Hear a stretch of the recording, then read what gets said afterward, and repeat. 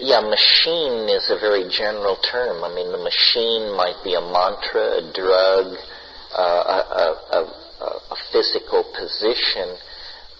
This is the kind of stuff we were playing with at La Chirera. But I'm now afraid of it because I know that it's real. You have to believe you're going to fail to attempt to build a time machine, because no one in their right mind, if they thought it was going to work, would in fact climb into the gleaming saddle and slam the lever forward. You have to believe that you're going to fail, or you wouldn't do that. I had a particular psychedelic journey where I was going into the wormholes and I was realizing, wow, if people really are serious about doing this, this is the way, because I was actually feeling like I was able to go wherever I wanted. But at that moment I refrained because, oh, wow, this is real. I can actually traverse through, the timeless singularities or the timeless wormholes and pop out at any point in space-time, because it's all interconnected at that one point. The name of the game is to bring back real information. I mean, that's how you will convince the rest of us to do it and to believe you. And I think it can be done. I think probably shamanism is about this. But, I really, one of the things we talked about a little bit here, but maybe not enough, is this Bell non-local information space that seems to lurk beneath the surface of ordinary reality. For 50 years in quantum physics, this was denied as so counterintuitive and leading to such bizarre conclusions and possibilities that it must be impossible. And now they've done experiments that pretty much show this is real. This is real. And what it means is all the mystics of history were right. You can journey from any place in the universe to any other place instantly. You can extract information that lies on the other side of the cosmos instantly. It's all done in the imagination. The imagination is this sense which you have that is your non-local perceptor. Your local perceptors are your eyes, your ears, the surface of your body, so forth. The non-local perceptor is the imagination. And it's giving you a continuous holographic readout of the Bell non-local dimension. And it's like a cheat on your being trapped in the evolutionary cul-de-sac of Newtonian space and time. You are trapped in the evolutionary cul-de-sac of Newtonian space and time, but you have this little tiny peephole, this doorway, into the entire cosmos. All the races that ever were there, all the catastrophes and civilizations and philosophies and messiahs and so forth and so on. But you have to tune it. 99.99999% of this Bell information is utterly incomprehensible to the human mind because it's on a scale too large or too small, or it involves premises or environments or presuppositions so bizarre that we can't grok them. But the remaining 0.0000001% of this data is absolutely fascinating. Beings, philosophies, works of art, ruins, planets, hierophanies, strange music, strange art, strange ideas, endlessly to be explored and then to be brought back as much as can be to the human camp and examine. I mean, we are hunters and gatherers in hyperspace as much as we are in 3D. And what we're roving and scanning for in those informational spaces is things which delight us or make life more comfortable or inform our relationship to each other or our environment. The future lies in the imagination. The imagination is going to get louder and louder and louder. William Blake saw this. we talk about virtual realities, designer drugs, downloading ourselves into circuitry, travel through time, disincarnate bodies, cloned identities, gender shifting, point of view shifting, all of these things. This is all about the rules of mind overwhelming the rules of physics. The rules of physics say, you are a body, you are on a planet, you have weight, you have momentum, you have specific gravity, you must behave like this and like this and like this. And mind says, no, I want to be pure, unleashed conceptuality. I want to be a thought blown in a hyperdimensional wind. I want to move from planet to planet with the twink of an eye. I want to know everything, see everything, be everything, feel everything.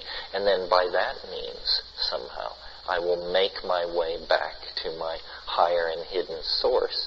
And who knows, maybe this always awaited us beyond the grave, and what we're doing, in some sense, is drawing death into the world and erasing that most profound of all boundary distinctions. The distinction between life and death itself becomes thin, becomes transparent in these contexts. I mean, it's very easy to imagine technologies such that human identity will be scrambled beyond imagining. If you can download yourself into circuitry, you can make copies of yourself. If you can make copies of yourself, you can collage these copies and make selves that never were or might have been. You can have multiple identities. In one of Greg Egan's stories, people have this thing inside them that is implanted when you're 2 years old that's called, it starts out being called the dual, and it ends up being called the jewel. And what it is it's a thing which simply maps and studies your nervous system and creates a perfect copy in silicone of your being for the first 23 years of your life. Well, then when you're 23, you go through this ceremony where the body is vaporized, and the dual, this eternal copy of your youthful self, lives on. This is, within reach. Hans Moravec had the idea that you could nano-engineer bacteria such that you could nanotechnologically engineer a leprosy bacteria, because leprosy moves along the nerves from the point of infection. A bacteria that would lay down a thin wire of molecular gold along every nerve. And so you would undergo these operations where you would slowly be changed into a thing of gold and silicon, glass and arsenic. But there would be no moment of transition, no loss of consciousness, no speed bump, no transition of identity. It's just over time you would become something completely eternal and machine-like. That poem by William Butler Yeats, Sailing to Byzantium, where he says, "Once out of nature I would be a thing of gold and gold enameling, set before the lords and ladies of Byzantium to sing of what was and what will be." Once out of nature, what he means is when I am dead, I will be a thing of gold and gold enameling. There's the image of the flying saucer coming out of the collective unconscious. We want to become the stone. We want to become somehow a living thing that is nevertheless has the character of machinery and objectification.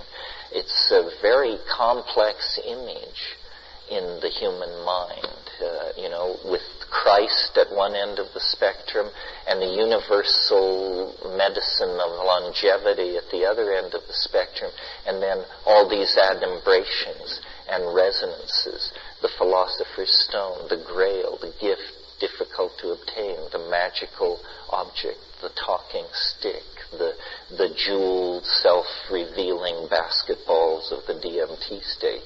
In the 53rd fragment of Heraclitus, he says, "The aeon is a child at play with colored balls in eternity.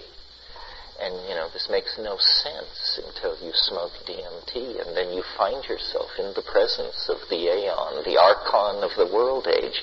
It's a child at play with colored balls in some kind of a virtual reality. Yeah.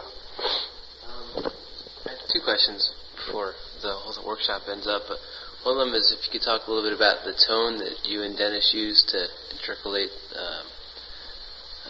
tryptamine molecules in DNA, how you decided to use it, that particular tone, if it's occurred again in your life, what it may mean to you, as well as just a brief comment on gender ratios in your workshops, whether there's more men than women usually. You've talked a little bit about that before. I've heard you say that men may be more drawn toward the psychedelic experience because of some lack of intuitive knowledge about Yeah, well, I don't know why exactly it is. It certainly seems true that men have a deeper relationship to drugs than women. I think that's generally true. Even hard drugs. Women don't seem as interested in drugs or as potentially addicted to drugs. Maybe there's a deeper survival instinct there. Women are constantly burying the dead, caring for the sick, giving birth, helping with miscarriages. They may be more rock-bottom realists. Well, the guys are harping 100,000-line oral epics and stuff like that. I think, I quoted this statistic in a different context, but that in 1800 the average American woman gave birth 13 times. Giving birth, especially in a world without anesthetic, is a pretty psychedelic and boundary dissolving and ego erasing and whoop-de-doo kind of experience. I think women may, in traditional societies, not care to contextualize psychedelics simply because they have enough on their hands. I don't know the gender, there's a lot about gender stuff I'm interested in, but I don't understand. My friend Brenda Laurel studies girls and why they seem to have some difficulty naturally acclimating to the internet, and how boy and girl, male-female mathematical abilities seem to differ, although I think that's changing. I think the latest data is that women are pulling even with men in mathematical graduate schools, at least in some places. I don't know, men are, and maybe this is cultural or maybe this is biological, but men are maybe more boundary defined than women. Like women seem, and again, you make these statements, you don't know whether you're making a biological statement or a cultural statement, but women seem more tolerant of bisexual and homosexual behavior. They're sort of comfortable with all that, where male sexual encounters are always defined to some degree by competitiveness or, the hidden shadow of competition. Now, what was the other part of your question? Oh, about the tone. Well, this is a very specific question, but in the story that's told in The Invisible Landscape, Dennis seemed, as he went around the bend, to have insights into these, like, shamanic techniques that were real techniques, and that he could not only tell you what they were, he could tell you how they worked. And one of the things he insisted upon was that you could use your voice to transduce energy into your own body and other people's bodies, which this is no news. Acoustical signals are a good way to transduce energy across space. But that you could actually use it almost like a acoustical laser or something like that, and that you could interfere with the normal chemistry of these drug molecules and make them enter into bonding situations that they would normally not have affinity for the bond. You do this by making them superconductive. You make them superconductive by stilling their molecular motion. We tend to think of absolute zero as a temperature, but in fact, when an atom is still, from a physicist's point of view, it's at absolute zero. At absolute zero, the normal rules of bonding are canceled, and these things become like sticky. They'll bond to anything. And so he said you could use voice to form a relationship of the geometric incident of the angle of attack of the incoming acoustical wave as it encountered the molecular matrix, that it would cause some of these molecules to become superconducting, and that then they would bond permanently into the bond site of activity, and that instead of having a transient psychedelic trip, you would lock this stuff in. And he envisioned the harmine molecule, which has these two Mickey Mouse-like ears of benzene rings hanging off the pentexyl structure of the center. He visualized them like vibrating antennae. And he said, you will land these molecules into the nuclear cleft of the DNA and then bond them in with this acoustically generated sound, and then forever after, the person that we do this to will have a standing waveform holographic image in their imagination of the sum total of space and time. It was like he said, you'll get this image of the universe that will be sort of like your interface to the big internet. The internet where every star is a website. And the sound that you were to make to cause this to happen was the electrons, an octave or a harmonic of the electron spin resonance of the harmine molecule in your system. And it is true that that a significant percentage of the people who take ayahuasca report a loud hum. A hum. It was a hum. And so he felt that by imitating these molecular hums and tuning through them, that you only, according to him, you only had to make the right sound for a few milliseconds. So the doing the scales was an effort to hit all possible sounds, knowing that when you got it right for just a few milliseconds, it would lock in. And so these sounds sounded somewhat like this.